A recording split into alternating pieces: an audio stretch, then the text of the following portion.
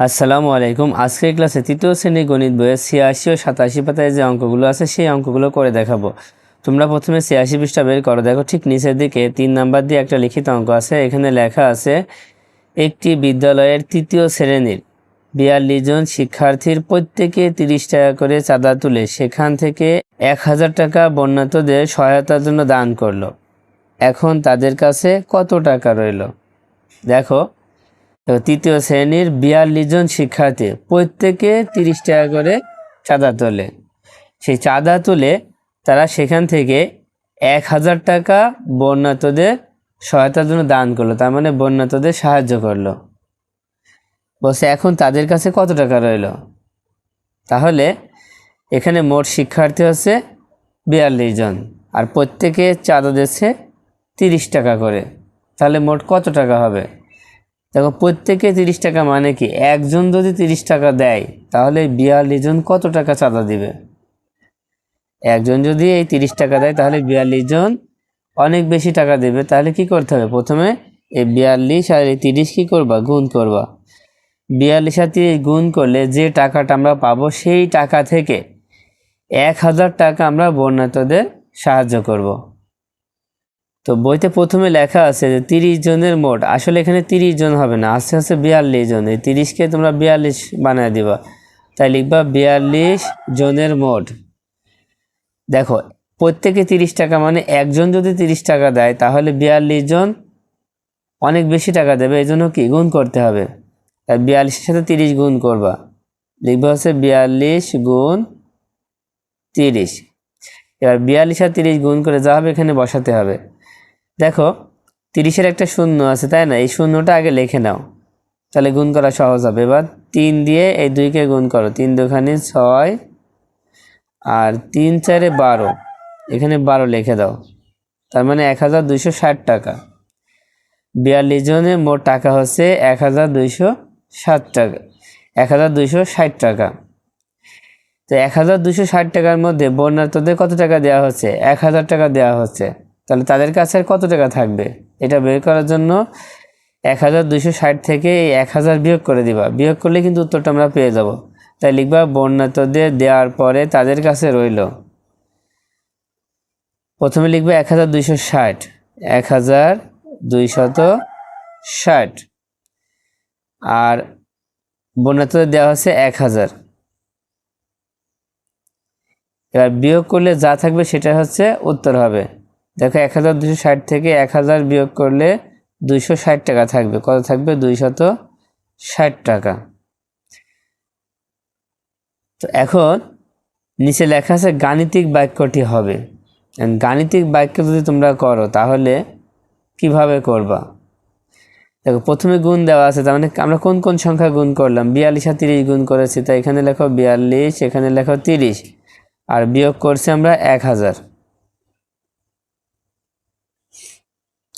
এবার ৪২ আর ৩০ গুণ করলে আমাদের হয়েছে ১,২৬০, ১,২৬০, আর এখানে ছিল হচ্ছে ১,০০০। এবার বিয়োগ করলে পাবো হচ্ছে ২৬০। তাহলে অবশিষ্ট রইল কত টাকা? ২৬০ টাকা। দেখো, বইতে যে খালি ঘরগুলো ছিল সেই খালি ঘরগুলো কিন্তু আমরা পূরণ করে ফেলেছি। এখন আমরা এই অঙ্কটায় লিখিতভাবে করব। দেখো, লিখিতভাবে করলে কিভাবে শুরু করবা? এখানে কিন্তু দেওয়াই আছে প্রত্যেকে ৩০ টাকা করে চাঁদা দিচ্ছে, তাই তোমরা লিখবা যে একজনে চাঁদা দেয়, একজনে চাঁদা দেয়, চাঁদা দেয়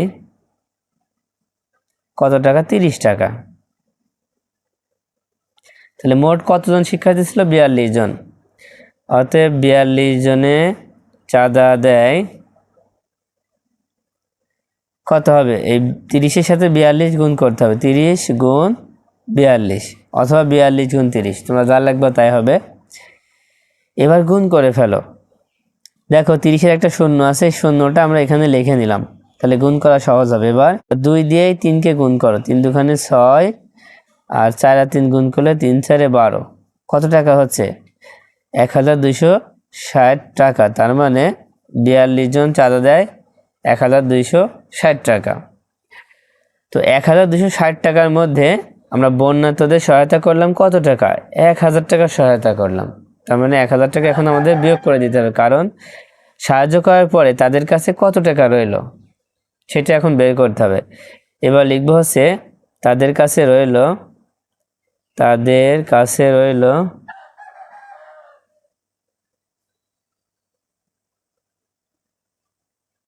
কি করবা, এই 1260 থেকে এই 1000 বিয়োগ করে দিবা। বিয়োগ করলে কিন্তু উত্তরটা হয়ে যাচ্ছে। দেখো বিয়োগটা করি, 0 0 বিয়োগ করলে 0 হয়, আবার 6 থেকে 0 বিয়োগ করলে 6 হয়, 2 থেকে 0 বিয়োগ করলে 2 হয়, আর 1 আর 1 মিলে যাচ্ছে, তার মানে 260 টাকা উত্তর। তাদের কাছে কত টাকা রইল? 260 টাকা। এটাই কিন্তু উত্তর, তাই লিখবো উত্তর 260 টাকা। এবার তোমরা 87 পৃষ্ঠা বের করো। দেখো ঠিক উপরে 4 নাম্বার দিয়ে একটা লিখিত অঙ্ক আছে, এখানে লেখা আছে একটি বইয়ের মূল্য 95 টাকা ও 12টি কলমের মূল্য 180 টাকা। একটি কলম ও একটি বই কিনতে রেজার কত টাকা লাগবে? দেখো দেওয়া আছে কি, প্রথমে একটি বইয়ের মূল্য 95 টাকা, একটি বইয়ের মূল্য কিন্তু দেওয়াই আছে, এখানে আমাদের কিন্তু একটা বইয়ের কথাই বলা হচ্ছে, তার মানে একটি বইয়ের মূল্য আমাদের জানা শেষ। এখন পরবর্তীতে দেওয়া আছে 12টি কলমের মূল্য 180 টাকা, আর এখানে বের করতে হবে একটি কলমের মূল্য। যে 12টি কলমের মূল্য যদি 180 টাকা হয়, তাহলে একটি কলমের মূল্য কম হবে না বেশি হবে? কম হবে, তাহলে সেখানে আমাদের ভাগ করতে হবে, কম বললে ভাগ করতে হয়। তাহলে প্রথম কাজ হচ্ছে 12টি কলমের মূল্য থেকে একটি কলমের মূল্য বের করে নেওয়া। দেখো 4 নম্বর দিয়ে প্রথমে লিখবা যে 12টি কলমের মূল্য কত টাকা? 180 টাকা। এখন আমাদের বের করতে হবে একটি কলমের মূল্য। দেখো একটি কলমের মূল্য, দেখো 12টি কলমের মূল্য 180 টাকা হলে একটি কলমের মূল্য কম হবে, যখনই কম হবে তখনই ভাগ করতে হবে। প্রথমে কিন্তু এটা লিখতে হবে 180, তারপর ভাগ দিয়ে লিখবো হচ্ছে 12। এবার ভাগ করে ফেলতে হবে। 12 দিয়ে 180কে যদি ভাগ করা হয়, তাহলে প্রথমে 12 দিয়ে 18কে ভাগ করবা, মানে একবার যাবে, 12কে 12। এবার বিয়োগ করলে 6, আর এই 0 নামায় দাও। 12 দিয়ে 60কে ভাগ করলে 12 ঘরের নামটা পড়তে হবে। 12 ঘরের নামটা যদি পড়ো, 12কে 12, 12 দুখানি 24, 3 12 36, 4 12 48, 5 12 60, মানে 5 হবে, 5 12 60। তার মানে আমরা কত পেয়েছি? 15 পেয়েছি। 180কে 12 দিয়ে ভাগ করলে 15 পাবো। দেখো একটি কলমের মূল্য হচ্ছে 15 টাকা। এখন একটি কলমের মূল্য কিন্তু আমরা পেয়ে গিয়েছি, তাহলে আমাদের বের করতে হবে একটি কলম আর একটি বই কিনতে রেজার কত টাকা লাগবে, তাই না?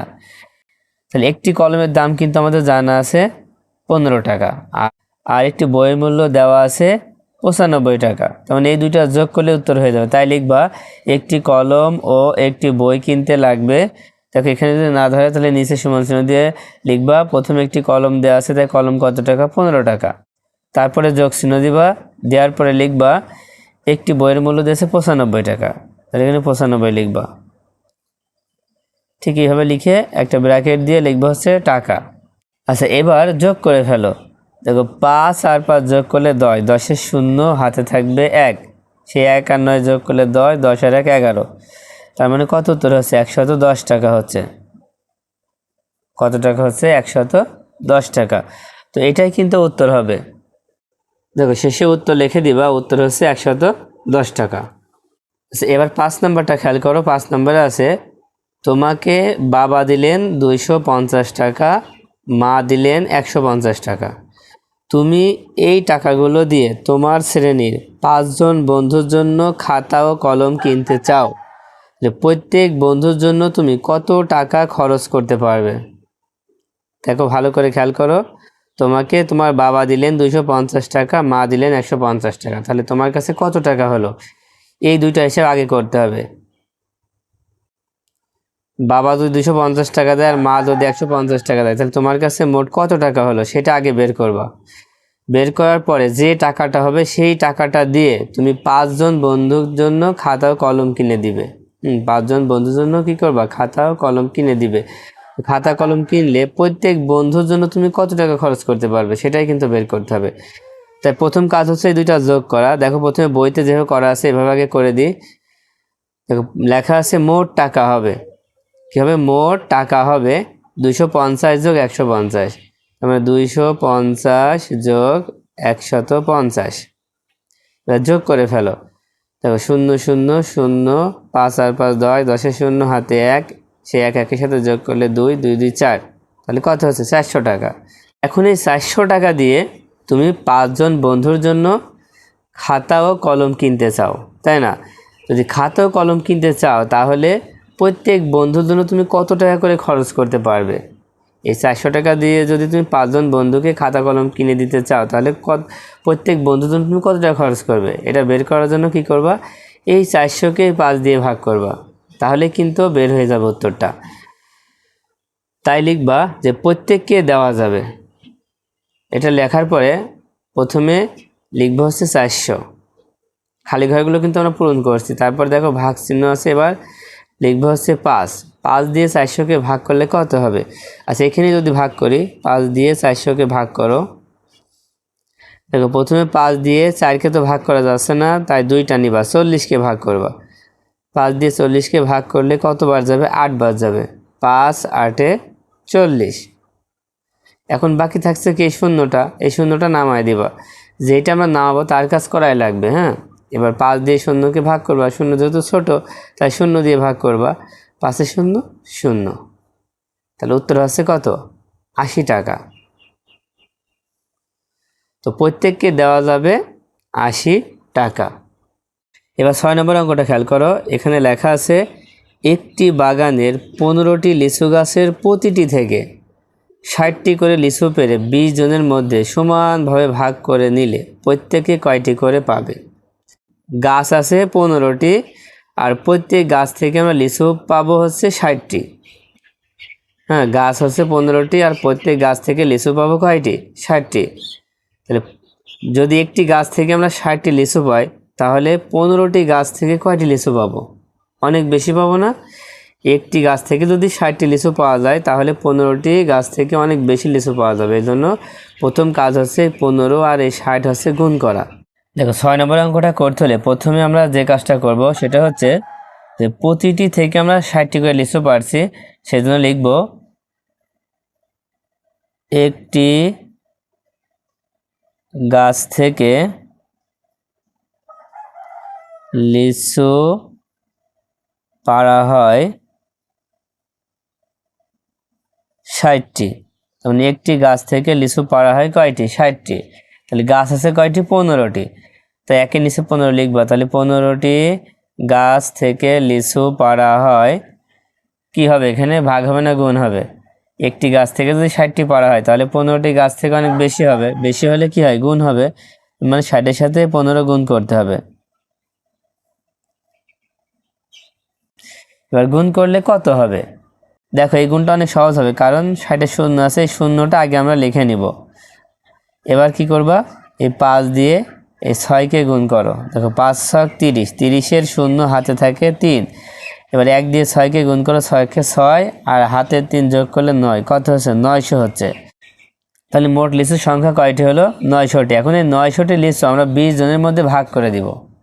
এই 900টি লিচু আমরা কি করব? এই 20 জনের মধ্যে সমানভাবে ভাগ করে দিব। যদি ভাগ করি তাহলে প্রত্যেকে কয়টি করে লিচু পাবে? তাই লিখব প্রত্যেকে লিচু পাবে, লেখো প্রত্যেকে লিচু পাবে। কি করবা? এই 900কে 20 দিয়ে ভাগ করবা। দেখো 900 ভাগ 20,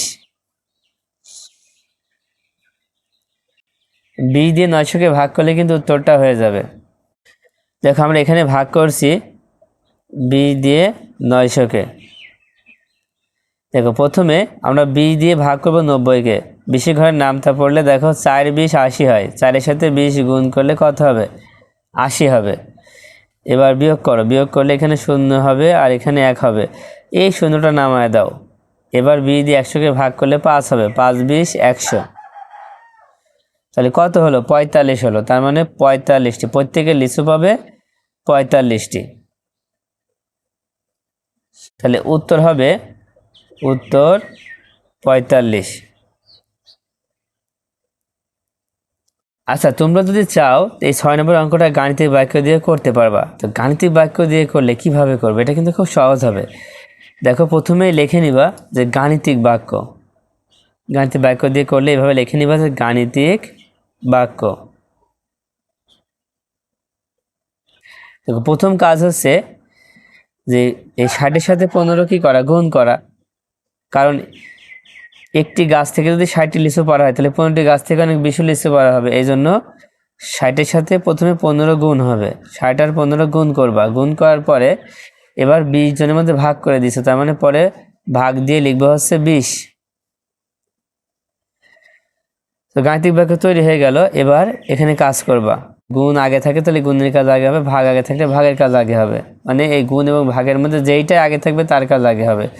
তাহলে 60 আর 15 গুণ করলে হবে হচ্ছে 900। আমরা একটু আগে করলাম 900। এবার ভাগ এই 20 লিখে দাও। এবার 900-কে 20 দিয়ে ভাগ করলে কত পাবো? 45 পাবো। দেখো, তার মানে প্রত্যেকে লিচু পাবে কয়টি? 45টি। তাই উত্তর লিখে দিবা যে প্রত্যেকে লিচু পাবে 45টি। ঠিক আছে, তাহলে কিন্তু হয়ে যাবে। তো আশা করি তোমরা এই অঙ্কগুলো খুব ভালোভাবে বুঝতে পেরেছো। তো আজকের মতো ক্লাসটা এই পর্যন্ত। আল্লাহ হাফেজ।